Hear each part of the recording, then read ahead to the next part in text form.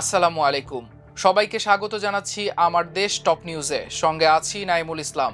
শুরুতেই জানিয়ে দেব সংবাদ শিরোনাম। মার্চের দ্বিতীয় সপ্তাহে বসছে সংসদ অধিবেশন।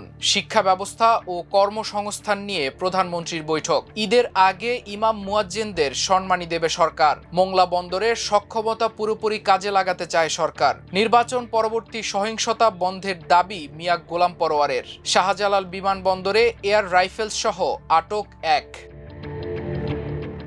দর্শক, এতক্ষণ শুনছিলেন শিরোনাম, এবার জানিয়ে দিচ্ছি বিস্তারিত। ত্রয়োদশ জাতীয় সংসদের অধিবেশন বসছে আগামী 12ই মার্চ অথবা এর একদিনের আগে। শনিবার সংখ্যাগরিষ্ঠ দল বিএনপির স্থায়ী কমিটির সদস্য ও স্বরাষ্ট্রমন্ত্রী সালাউদ্দিন আহমদ একথা জানান।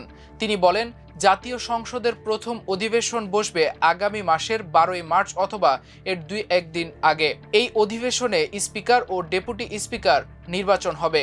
সালাউদ্দিন আহমদ বলেন, এই অধিবেশন অন্তর্বর্তীকালীন সরকারের সময়ে অধ্যাদেশসমূহ উপস্থাপন করা হবে এবং শোক প্রস্তাব উপস্থাপন করা হবে।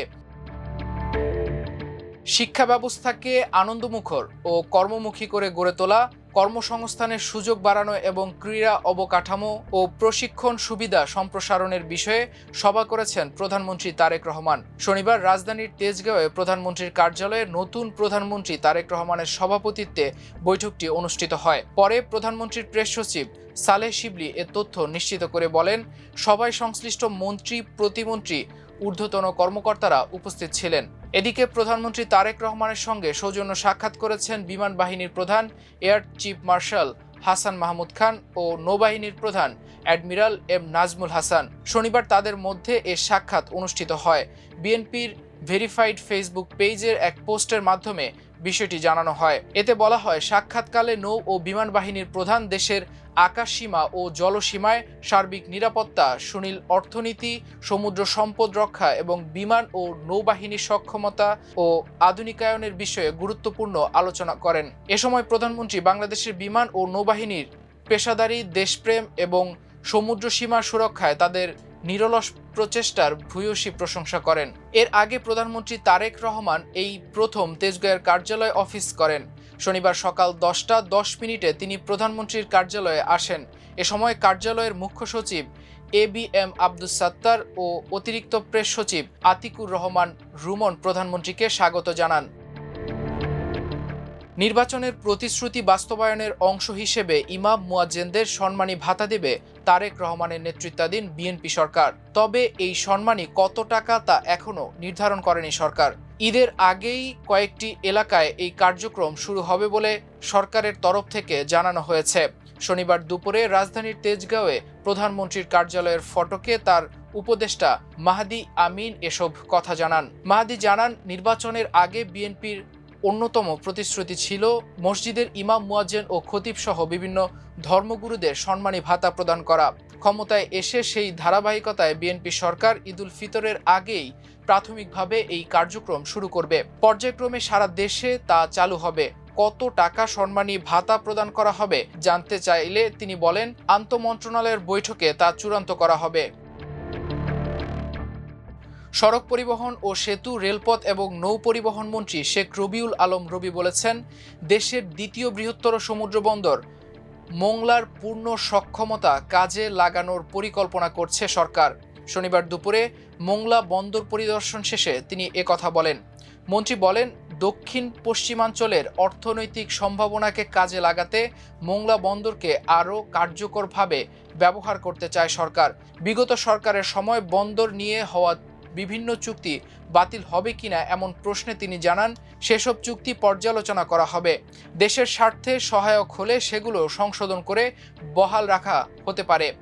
জাতীয় অর্থনীতিতে মোংলা বন্দরের গুরুত্ব তুলে ধরে তিনি বলেন, যথাযথ উদ্যোগ নিয়ে এটিকে একটি শক্তিশালী ও পূর্ণাঙ্গ সামুদ্রিক বন্দরে পরিণত করা সম্ভব।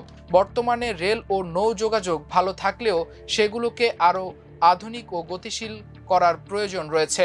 তিনি আরও জানান, স্বল্প ও দীর্ঘমেয়াদী পরিকল্পনার মাধ্যমে মোংলা বন্দরকে দেশের অন্যতম গুরুত্বপূর্ণ বন্দর হিসেবে গড়ে তোলা হবে। অবকাঠামোগত কিছু উন্নয়ন বাস্তবায়ন করা গেলে বন্দরের কার্যক্ষমতা আরও বাড়বে। নৌ পরিবহন মন্ত্রী বলেন, আগামী 6 মাসের মধ্যেই বন্দরের ব্যবস্থাপনায় বড় ধরনের পরিবর্তন আনার পরিকল্পনা রয়েছে।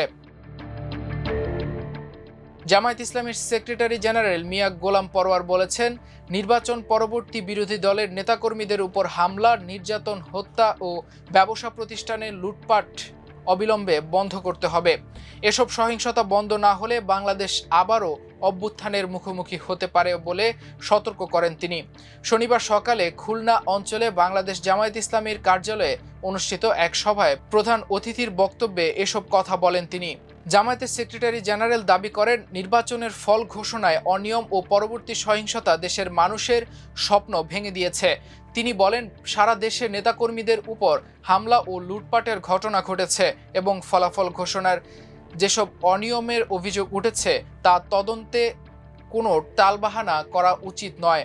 এজন্য নির্বাচন কমিশনকে দ্রুত তদন্তের আহ্বান জানান তিনি অভিযোগ করেন, সংখ্যাগরিষ্ঠতার ভিত্তিতে জনরায় অমান্য করা হলে তা ফ্যাসিবাদের পথকে স্মরণ করিয়ে দেয়। এ ধরনের পরিস্থিতি চলতে থাকলে তার পরিণতিও ফ্যাসিবাদের মতোই হতে পারে বলে মন্তব্য করেন তিনি। মিয়া গোলাম পরোয়ার বলেন, মুক্তিযুদ্ধের চেতনা পূর্ণ বাস্তবায়ন হয়নি। সুদ, দুর্নীতি ও সন্ত্রাসমুক্ত জাকাত ভিত্তিক কল্যাণ রাষ্ট্র প্রতিষ্ঠার লক্ষ্য নিয়ে তাদের সংগঠন কাজ করছে। তিনি আরও অভিযোগ করেন, অতীতে বিচারিক প্রক্রিয়ার মাধ্যমে দলীয় নেতাদের বিরুদ্ধে সাজানো মামলার ভিত্তিতে দণ্ড দেওয়া হয়েছে। এ প্রসঙ্গে তিনি সাবেক প্রধানমন্ত্রী শেখ হাসিনার কঠোর সমালোচনা করেন। শেষে তিনি দলীয় নেতাকর্মীদের ধৈর্য ধরে পরিস্থিতি মোকাবেলার আহ্বান জানিয়ে বলেন, ক্ষমতা লাভে উচ্ছ্বাস কিংবা পরাজয়ে হতাশ হওয়ার কিছুই নেই। সব কাজ আল্লাহর সন্তুষ্টির জন্য করতে হবে। হযরত শাহজালাল আন্তর্জাতিক বিমানবন্দরে আধুনিক স্বয়ংক্রিয় এয়ার রাইফেলস সহ একজনকে আটক করা হয়েছে। এই ব্যক্তিকে আটক করে গতকাল শুক্রবার রাতে বিমানবন্দর থানায় হস্তান্তর করা হয়। আটক ব্যক্তির নাম নূর হোসেন, তার বাড়ি ফেনীর ছাগলনাইয়ায়। বিমানবন্দর থানার ওসি মোবারক হোসেন এসব তথ্য নিশ্চিত করেন।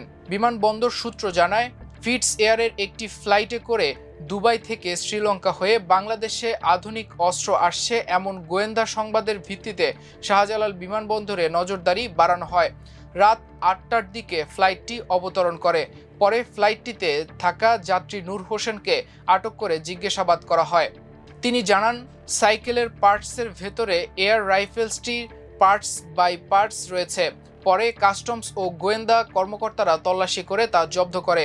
বিমানবন্দরের কর্মকর্তারা জানান, অস্ত্রটি আধুনিক, এটি গ্যাস চালিত। আটক নূর হোসেনের কাছ থেকে অস্ত্র ছাড়াও 100 গ্রাম স্বর্ণালংকার, 3টি মোবাইল, একটি laptop, 10 carton cigarette, 5 KG food item, 2 litre perfume ও একটি বাইসাইকেলের অংশবিশেষ জব্দ করা হয়েছে। দর্শক, এ ছিল আমার দেশ টপ নিউজের আজকের আয়োজন। এতক্ষণ সঙ্গে থাকার জন্য অশেষ কৃতজ্ঞতা। আল্লাহ হাফেজ।